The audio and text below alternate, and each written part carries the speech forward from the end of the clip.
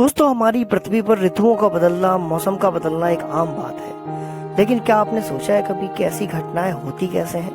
हमारे दिमाग में इनसे संबंधित बहुत सारे सवाल पैदा होते हैं कि आखिर ये सब होता कैसे होगा। तो दुनिया के अलग अलग देशों में ऐसा कैसे हो सकता है कि एक समय में एक जैसा मौसम नहीं होता? तो इन्हीं कुछ सवालों के जवाब आज मैं आपको दूंगा आज के इस वीडियो में। तो बने रहिए अपने एजुकेशन गुरु के साथ और चलिए शुरू करते हैं। मैं हूं आपका दोस्त गौरव।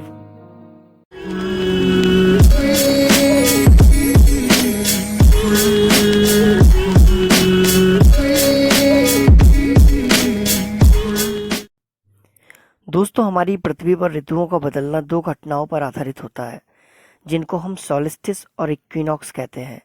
सोलिस्टिस को हम हिंदी में अयनांत और इक्विनॉक्स को विषुव कहते हैं। सोलिस्टिस एक साल में 2 बार घटित होता है जिनको हम समर सोलिस्टिस और विंटर सोलिस्टिस कहते हैं। इसी प्रकार इक्विनॉक्स भी साल में 2 बार घटित होता है जिनको हम स्प्रिंग इक्विनॉक्स और ऑटोमिनल इक्विनॉक्स के नाम से जानते हैं। तो आज हम इन्हीं टॉपिक पर बात करेंगे क्योंकि इसी से हमें पता चलेगा कि किस तरीके से हमारे मौसम में परिवर्तन होता है। तो चलिए देखते हैं आगे। दोस्तों, जैसा कि आपने हमारे पिछले वीडियो में देखा था कि पृथ्वी सूरज का पूरा एक चक्कर लगाने में 365 दिन का इस्तेमाल करती है। 365 दिन और 6 घंटे, आपको पता है कि ये पूरा एक सर्कल कंप्लीट करने में हमारी पृथ्वी को लगता है, ठीक है।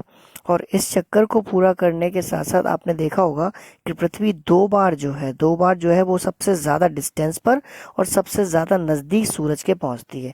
आप देखेंगे यहाँ पर जब पृथ्वी पहुंचेगी तो सबसे दूरी पर रहेगी और एक यहाँ पर पहुंचेगी तब सबसे ज़्यादा दूरी पर रहेगी।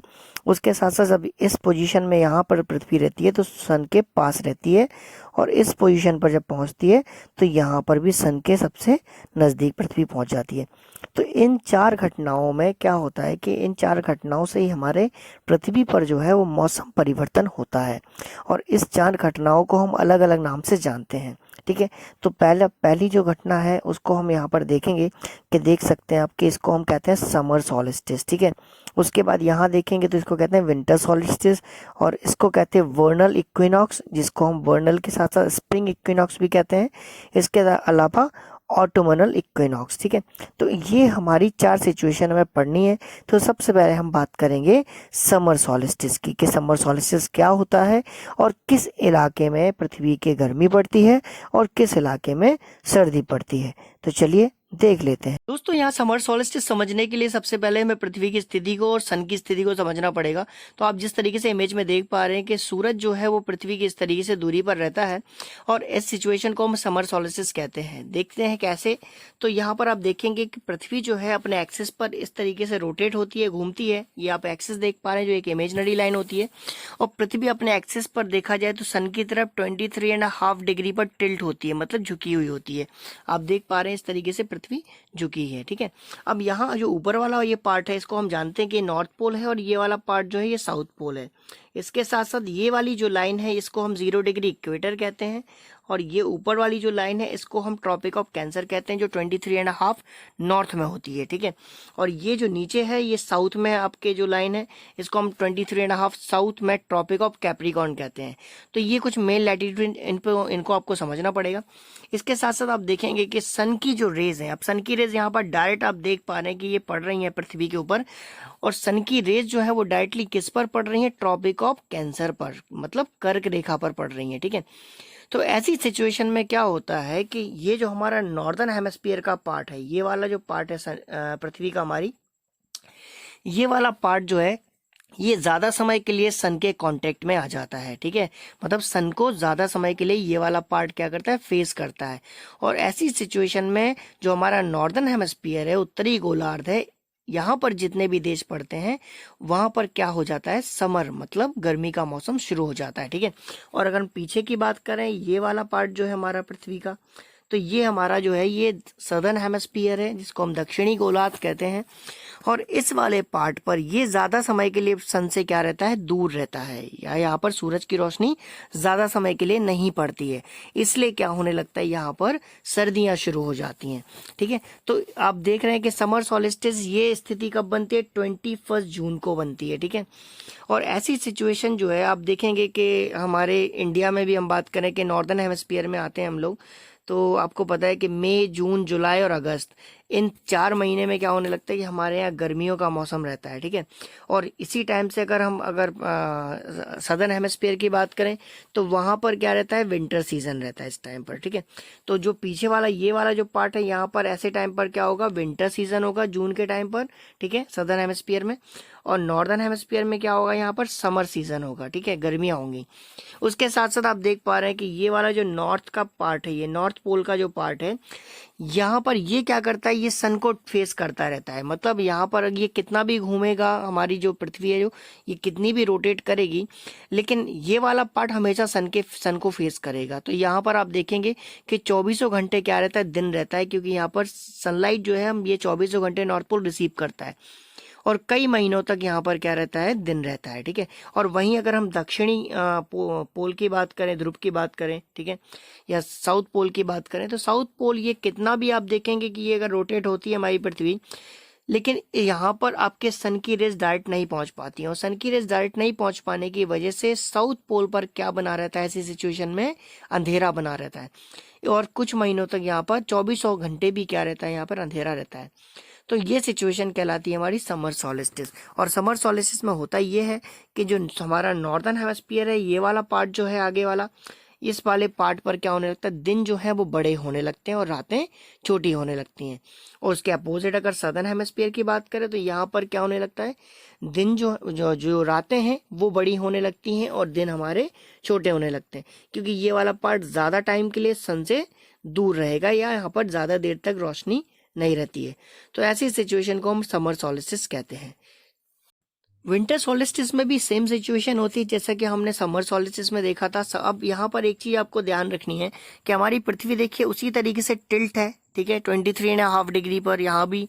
अब आप देख रहे हैं कि ये वाला जो पार्ट है ये हमारा नॉर्थ पोल है, ये वाला पार्ट हमारा साउथ पोल है। ठीक है, ये हमारी इक्वेटर लाइन है, ये हमारी ट्रॉपिक ऑफ कैंसर है, और ये हमारी ट्रॉपिक ऑफ कैप्रिकॉन है। अब ऐसी सिचुएशन में जहां पर समर सॉलिस्टिस में आपने देखा कि जो सन की रेज है वो कहां पर पड़ रही थी, ट्रॉपिक ऑफ कैंसर पर डायरेक्ट पड़ रही थी, लेकिन इस सिचुएशन में क्या होता है कि ट्रॉपिक ऑफ कैप्रिकॉन पर सन की रेज डायरेक्ट पड़ रही है यहाँ पर। और आप देखेंगे कि ये वाला जो पार्ट है हमारा, ये वाला जो पार्ट है ये हमारा सदर्न हेमिस्फीयर, ठीक है, ये हमारा सदर्न हेमिस्फीयर है, और ये पीछे वाला जो पार्ट है ये हमारा नॉर्दर्न हेमिस्फीयर है।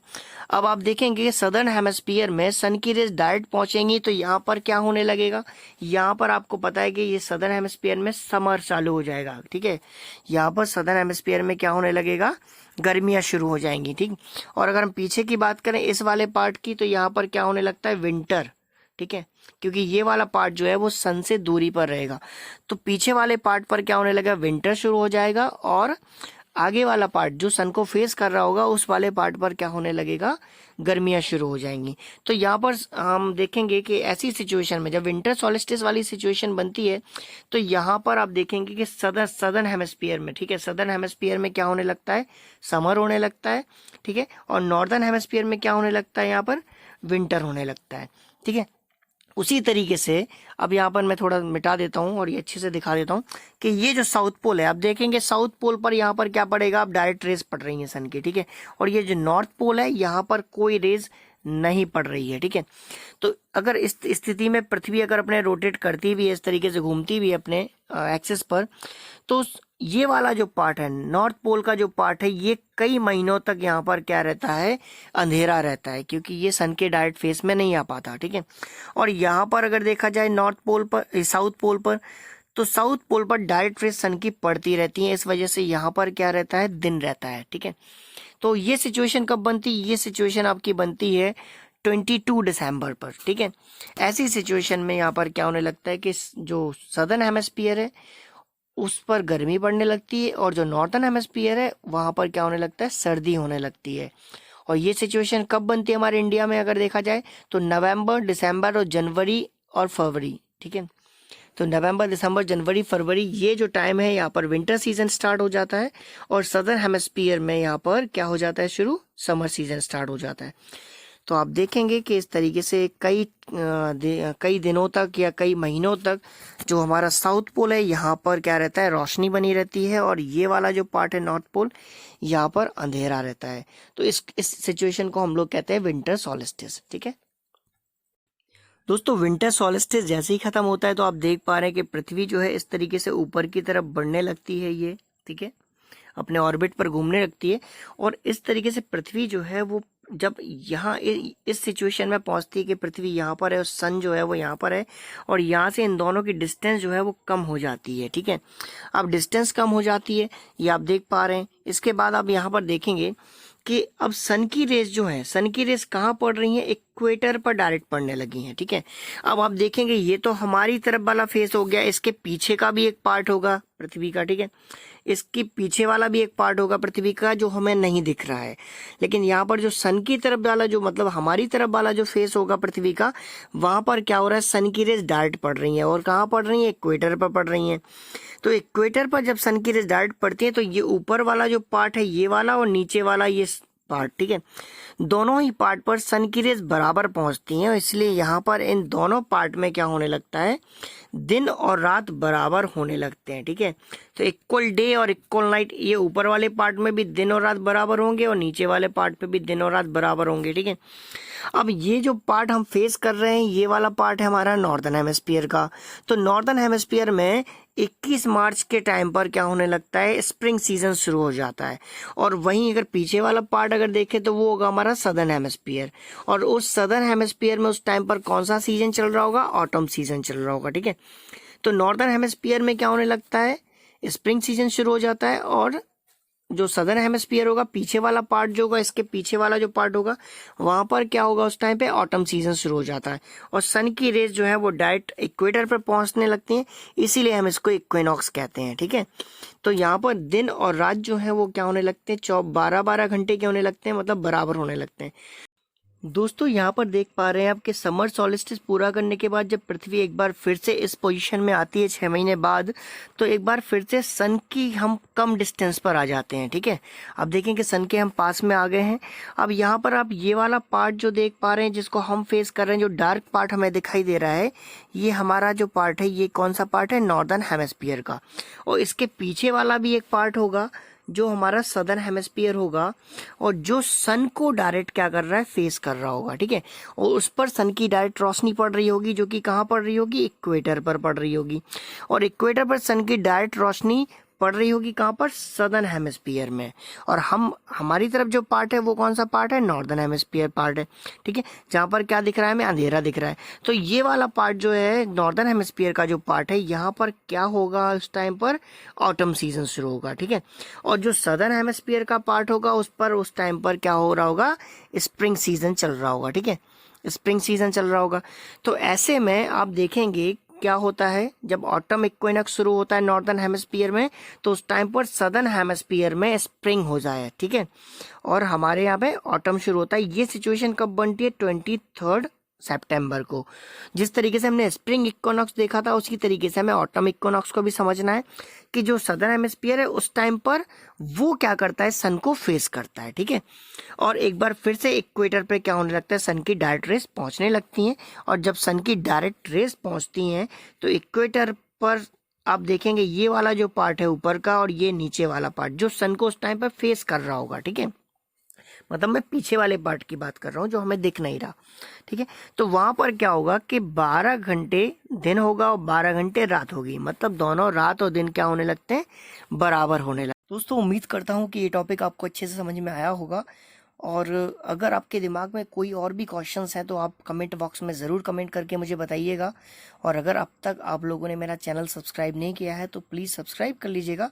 इस वीडियो को ज़्यादातर लोगों के पास शेयर कीजिएगा जिससे और लोग भी इसको समझ सकें और जान सकें।